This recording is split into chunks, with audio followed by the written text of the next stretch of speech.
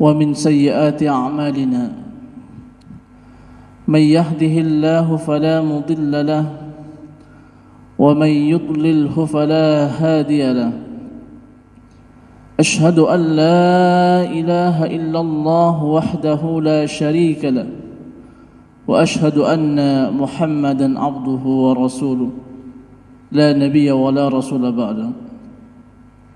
قال الله تعالى في القرآن الكريم: أعوذ بالله من الشيطان الرجيم بسم الله الرحمن الرحيم يا أيها الذين آمنوا اتقوا الله حق تقاته ولا تموتن إلا وأنتم مسلمون. Para jemaah salat subuh yang dirahmati Allah, marilah kita tingkatkan kualitas keimanan dan ketakwaan kita kepada Allah Subhanahu wa taala. Dengan sebenar-benarnya takwa, yaitu menjalankan apa yang diperintah oleh Allah Subhanahu wa taala dan menjauhi apa yang telah dilarang oleh Allah Subhanahu wa taala. Dan juga kita tidak lupa bersyukur kepada Allah Subhanahu wa taala terhadap nikmat yang telah Allah berikan kepada kita. Tentu kita harus bersyukur terhadap nikmat itu, karena dengan kita bersyukur kepada Allah Subhanahu wa taala, maka Allah Subhanahu wa taala akan memberikan kepada kita nikmat yang lebih banyak lagi. Dan jika ingkar kepada Allah Subhanahu wa taala, lupa untuk tidak bersyukur kepada Allah Subhanahu wa taala, maka Allah Subhanahu wa taala akan memberikan balasan dengan azab yang pedih. Nauzubillah summa nauzubillah min dzalik. Karena di antara kita umat manusia banyak yang sering lupa untuk bersyukur kepada Allah. Terutama ada dua hal, yang mana dua hal ini manusia itu sering lupa dan melalaikannya, yaitu nikmat sehat dan nikmat kesempatan. Sebagaimana hadis yang diriwayatkan oleh Imam Bukhari, ni'matani mawbunun fihima katsirun minan nas, as-sihhatu wal faragh. Dua nikmat yang mana manusia itu sering lupa dan melalaikan, yaitu nikmat sehat dan nikmat kesempatan. Kedua kalinya salawat dan salam kita haturkan kepada baginda Rasulullah Muhammad sallallahu alaihi wasallam sebagai tauladan, contoh, sebaik-baik contoh yang harus kita contoh, yang telah berhasil membawa umatnya dari alam kegelapan menuju alam yang terang benderang, yakni agama Islam.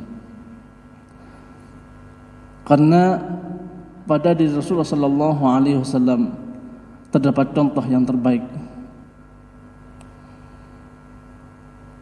Bapak Ibu jemaah salat subuh yang dirahmati Allah, alhamdulillah pada subuh kali ini kita bisa berjumpa kembali, yang mana pada bulan yang lalu pertemuan perdana kita telah membahas tentang separuh dari bab yang pertama, tentang keutamaan membaca dan menghafal Al-Quran. Yaitu yang pertama, dengan kita membaca Al-Quran maka kita termasuk orang-orang yang terbaik. Dan juga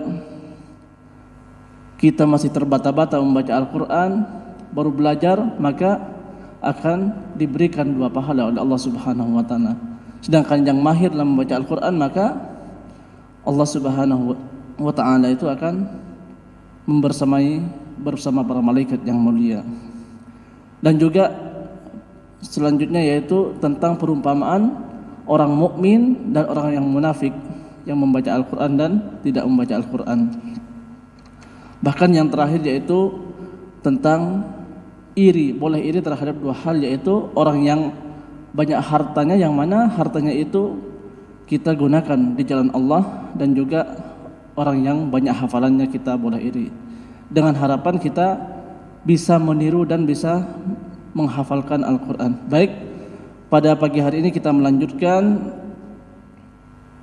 tentang keutamaan ini membaca Al-Quran, yaitu tentang ketika kita membaca Al-Quran maka Allah Subhanahu wa taala memberikan satu hurufnya itu 10 kebaikan.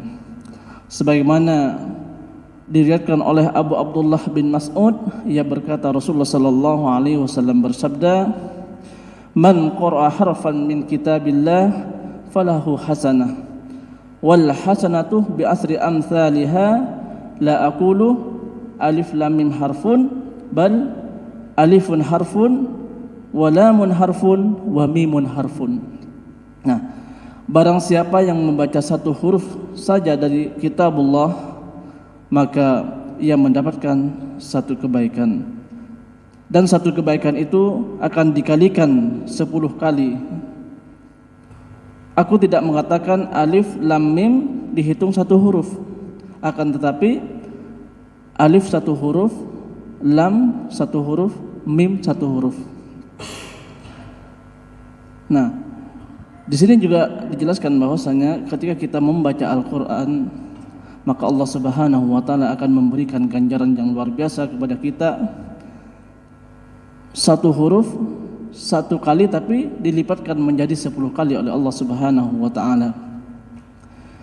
Begitu maha pemurahnya Allah kepada kita, sehingga dengan kita membaca satu huruf Al-Qur'an, maka Allah Subhanahu wa taala akan memberikan 10 kali kebaikan kepada kita semua.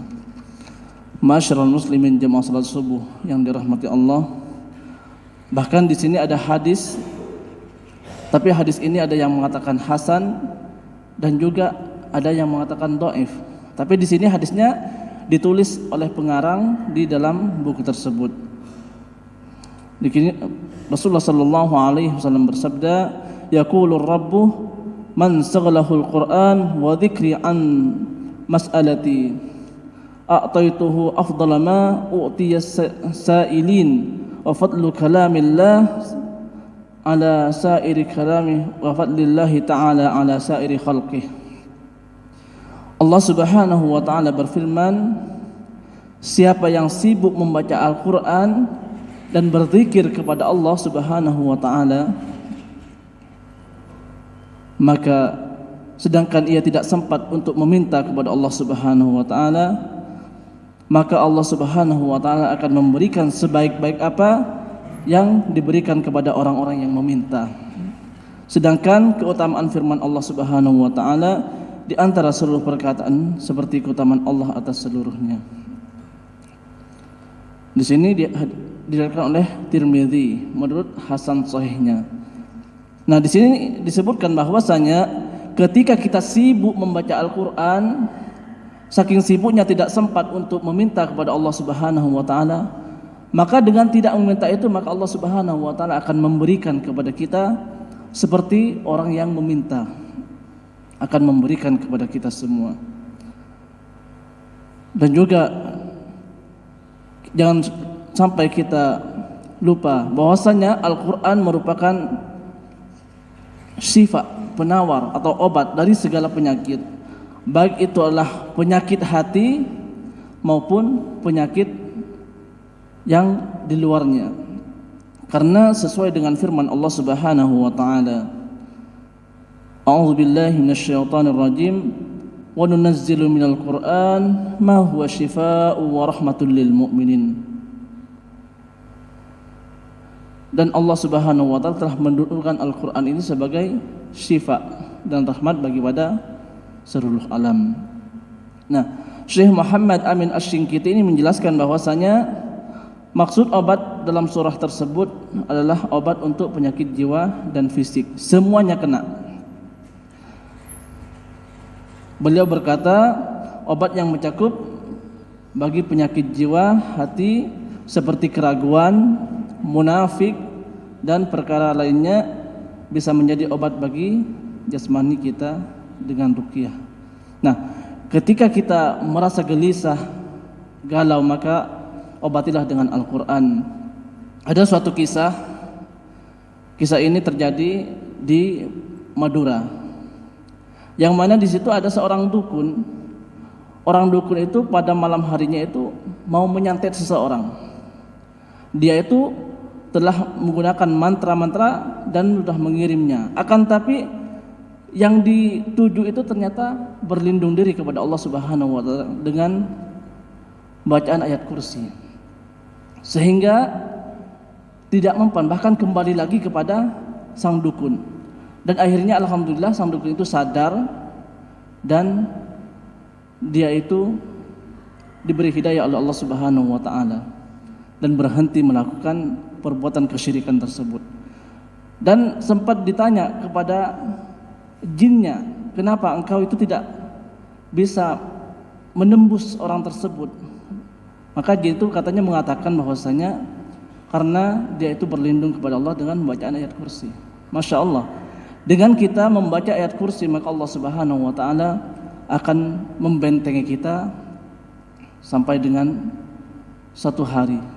Ketika kita membaca ayat kursi pada pagi hari maka Allah Subhanahu wa taala akan membentengi kita sampai dengan sore hari. Bahkan ketika kita membaca di sore harinya maka Allah Subhanahu wa taala akan membentengi kita sampai dengan pagi hari. Maka jangan sampai kita lupa untuk membaca ayat kursi ini.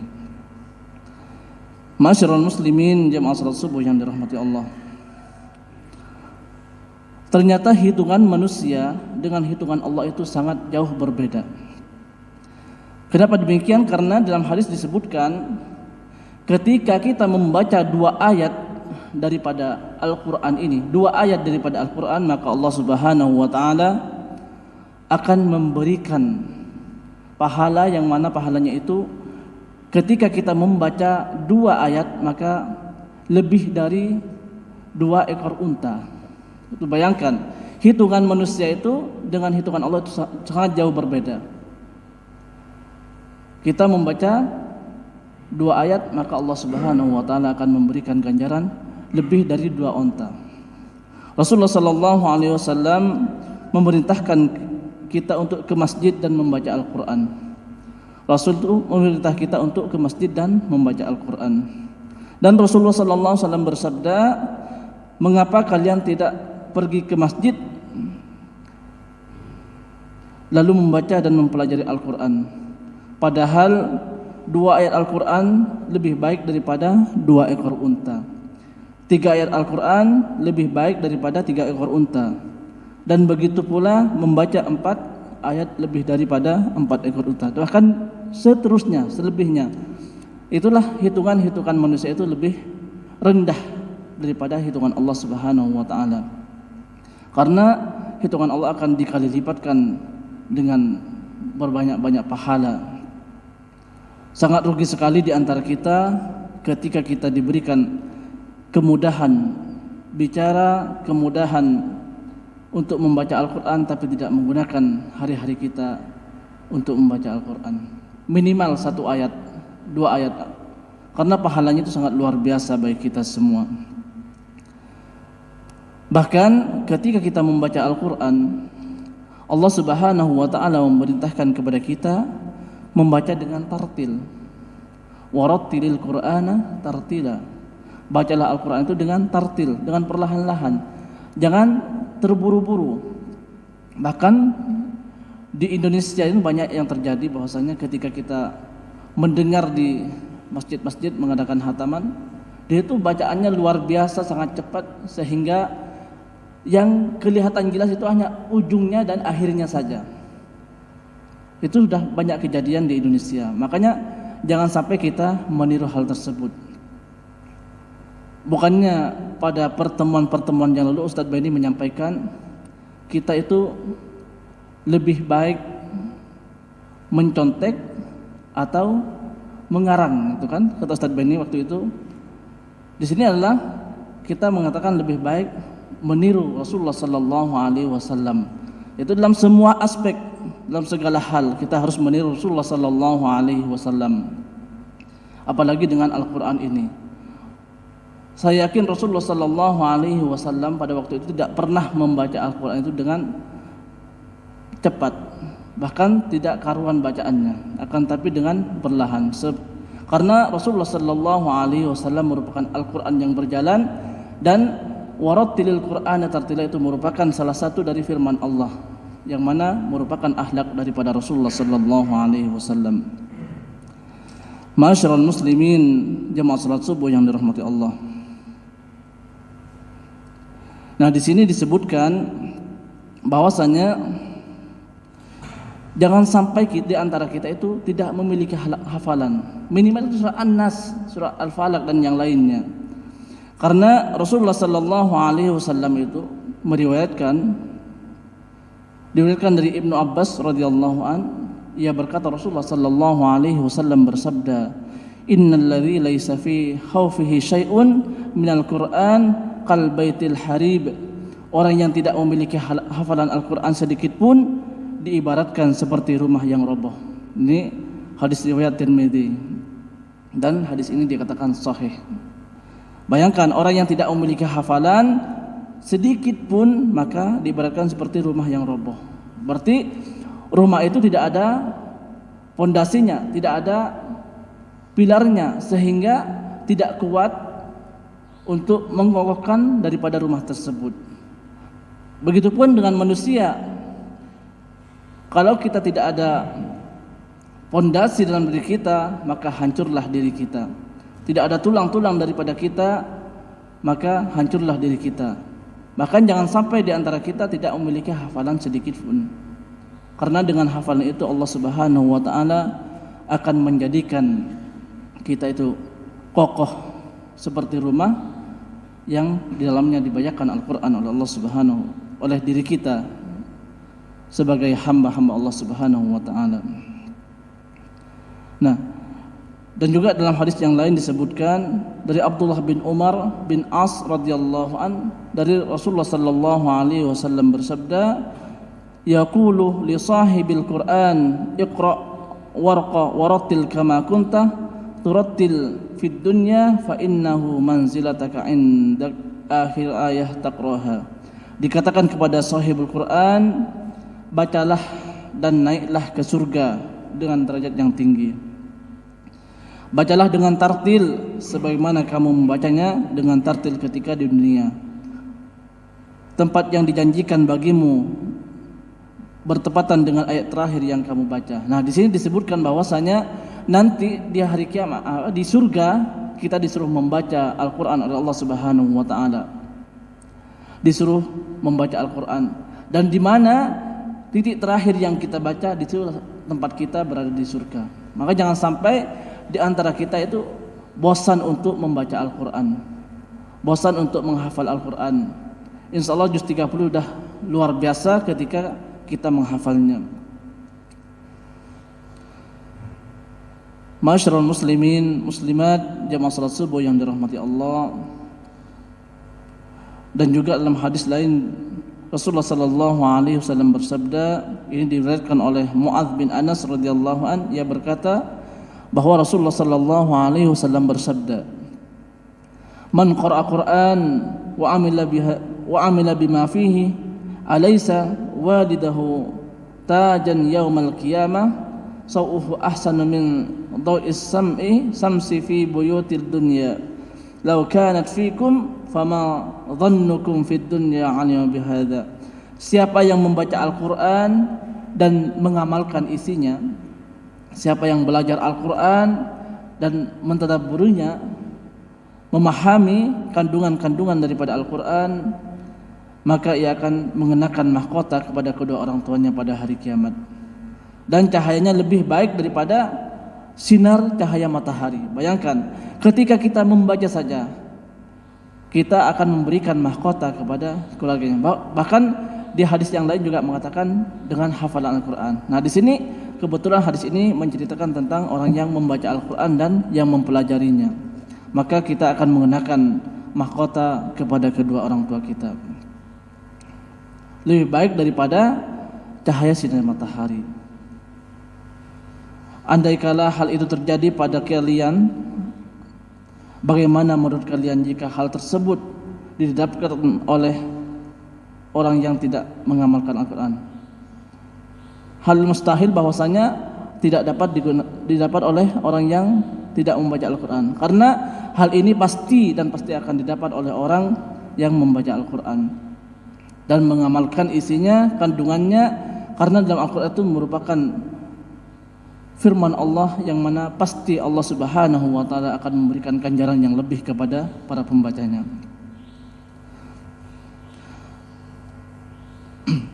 Bahkan dalam hadis lain dikatakan, Iqra'ul Qur'an fa innallaha ta'ala la yu'adzibu qalban wa'al Qur'an wa inna hadzal Qur'an ma'dzubatallahi ta'ala faman dakhala fihi fahuwa amin faman ahabbal Qur'an falyubsir.